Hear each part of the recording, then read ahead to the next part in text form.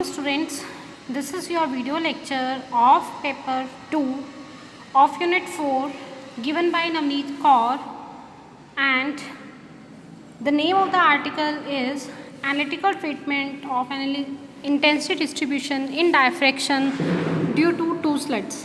जैसे आपने single slit में पहले थ्योरेटिकल पढ़ा, फिर उसकी एनालिटिकल ट्रीटमेंट करी, उसी तरह से आपने अब analytical treatment due to two slits की, जिसमें इंटरफेरेंस फिनोमेना भी होगा और डायफ्रैक्शन फिनोमेना भी होगा। पहले आपने कौन सा वाला पार्ट करना है इसके लिए? Theoretical part. उसके बाद अब हम करेंगे इसके लिए एनालिटिकल पार्ट। ठीक है, तो इसमें क्या है students? Analytical treatment of intensity distribution in diffraction due to two slits. अब इसमें आपके पास टू स्लिट्स हैं यहाँ पर। इसके विड्थ ऑफ ट्रांसपेरेंसी है A, विड्थ ऑफ ओपेसिटी है B, again width of transparency है A। ठीक है, तो टू स्लिट्स हो गई, एक विड्थ ऑफ ट्रांसपेरेंसी, एक विड्थ ऑफ ओपेसिटी। यहाँ से लाइट पास नहीं करेगी। करना आपने सेम उसी तरह से, वही सेम थ्योरी लिखेंगे आप।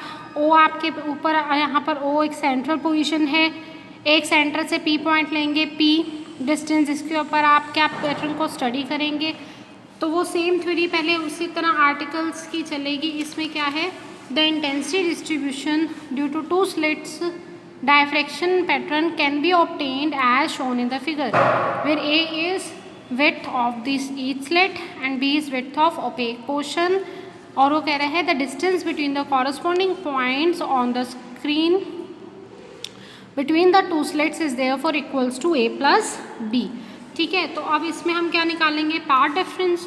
The path difference between the rays diffracted from the corresponding points A and C of the two slits is, तो यहाँ से आप पहले पार्ट डिफरेंस निकाल लेंगे। CF दो स्लिट्स के कारण आ रहा है, तो आ जाएगा A plus B into sine theta. This is equation number 1।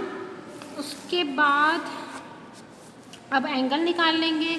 If twice of alpha B the phase difference between the rays diffracted from the extreme points A, B और C, D of each slit, then twice of alpha जो है वो to phase difference 2 pi by lambda into path difference के equal होता है।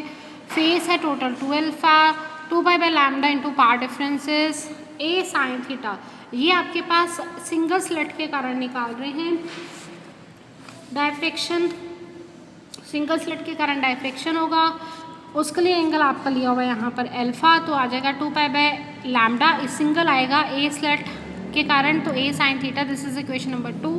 वो कह रहा है now the resultant displacement y1 y2 at P due to the rays from first and second slit is given bye.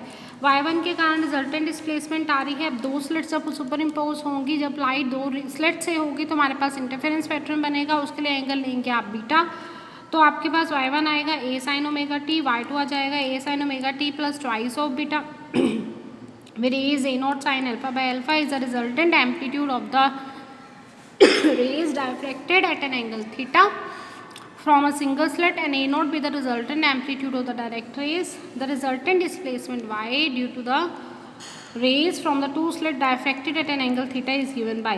तो अब टू रेज के कारण एंगल डायफ्रैक्टेड जो रेज हुई हैं एट एन एंगल थीटा पे, उनके कारण जो रिजल्टेंट डिस्प्लेसमेंट मिल रहा है वो आ जाएगा y is equals to y1 plus y2। A के कारण y1 के कारण A साइन ओमेगा टी, और दूसरी जो इंटरफेरेंस आ रही है वो है omega t plus twice of beta. A common ले लेंगे, sine A plus sine B आ जाएगा।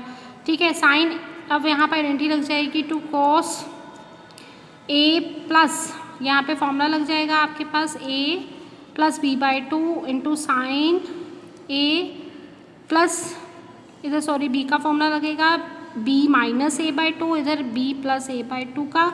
तो जब आपके पास CD फॉर्मूला लग जाएगा यहाँ पर साइन का, तो यहाँ पर आपके पास आएगा 2A cos of beta into sine of omega t plus beta. यह आपको जैसे फॉर्मूला लगा है उसको सॉल्व करके यहाँ पर दिखाया गया है कि आपके पास पहले कॉस आएगा फैक्टर, फिर साइन आ जाएगा, ये CD फॉर्मूले के थ्रू आ जाएगा। नेक्स्ट है आपके पास amplitude of resultant is 2A cos beta. अब A आपके पास हमने निकाला था लास्ट एक्सप्रेशन में, A किसके इक्वल था? A naught sine alpha by alpha into cos beta.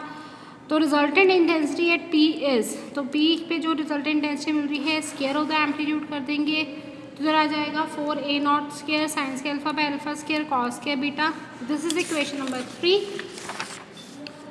तो कह रहा है resultant intensity in diffraction pattern depends upon the two factors, एक तो A naught square sine square alpha by alpha square जिसके कारण सिंगल स्लिट के कारण मिलेगी, कॉस के बीटा जो है वो टू स्लिट्स के कारण मिलेगी। सिंगल स्लिट डायफ्रैक्शन पहले निकालेंगे। सिंगल स्लिट डायफ्रैक्शन के लिए मुझे पता है A is equal to A naught sine alpha by alpha, same पिछले वाले आर्टिकल की तरह ही प्रोसीड करेंगे। अल्फा हो जाएगा pi by lambda A into theta. A की वैल्यू मैक्सिमम कब होगी, जब आपके पास थीटा क्या हो जाएगा 0 और अल्फा अप्रोच कर जाएगा 0 को, तो साइन अल्फा बाय अल्फा 1 के इक्वल हो जाएगा।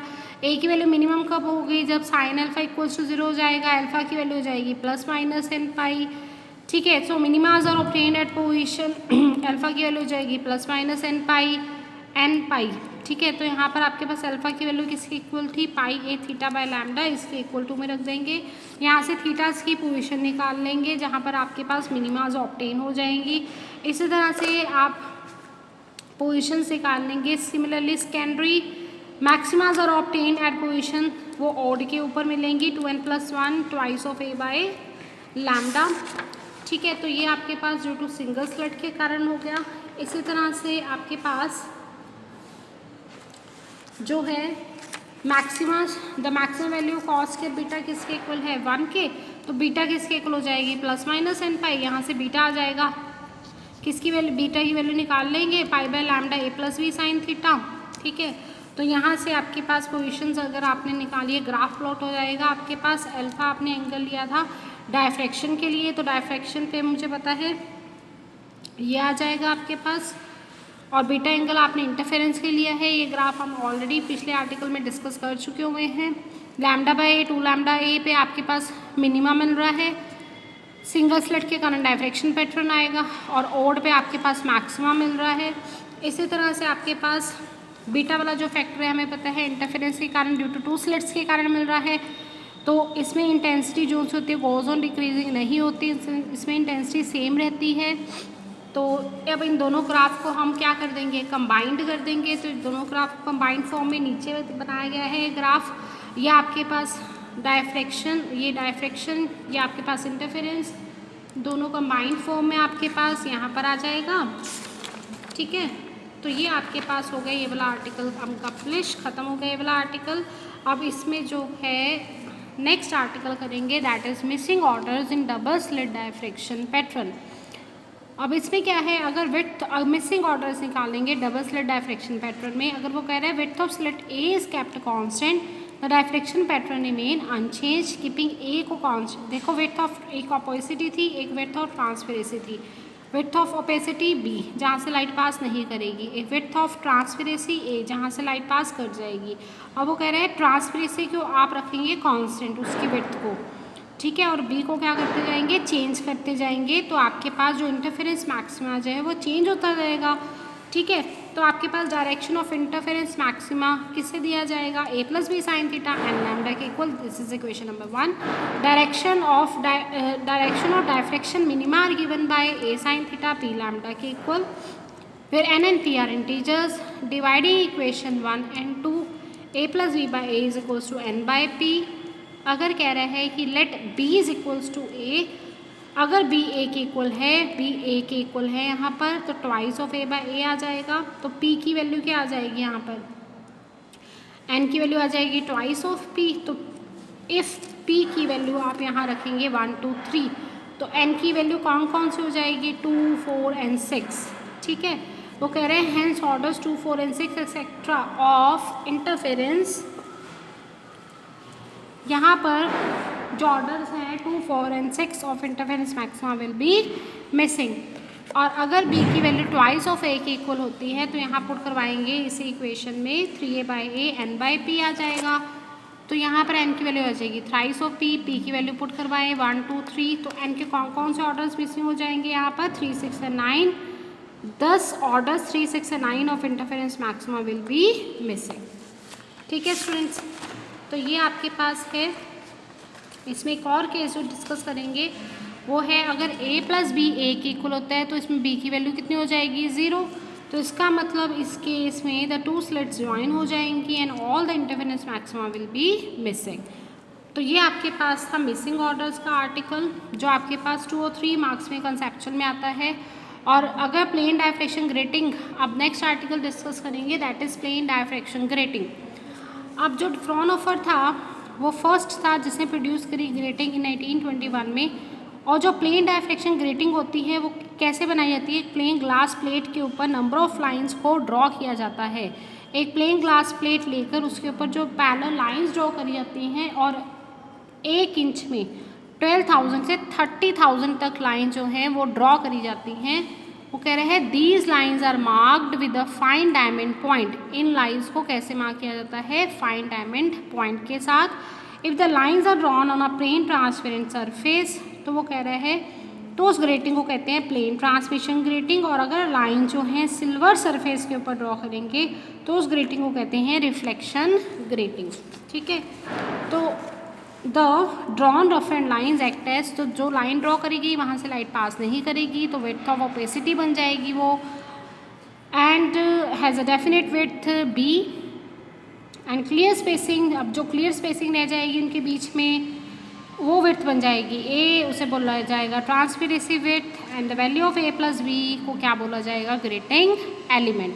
अब इन दोनों को कंबाइंड फॉर्म में क्या बोला जाएगा? Grating element. The original grating so prepared is very expensive. Their replicas are generally used in the laboratories. जो ओरिजिनल ग्रेटिंग होती है वो बहुत ज़्यादा एक्सपेंसिव होती है और उनके जो, और इसलिए रेप्लाइकाज उसके मिलते हैं। रेप्लाइकाज मतलब सेम उसकी डुप्लीकेट कॉपी मिलती है आपके पास, जो आप लेबॉर्ट्रीज़ में स्टूडेंट्स यूज़ भी करते हैं।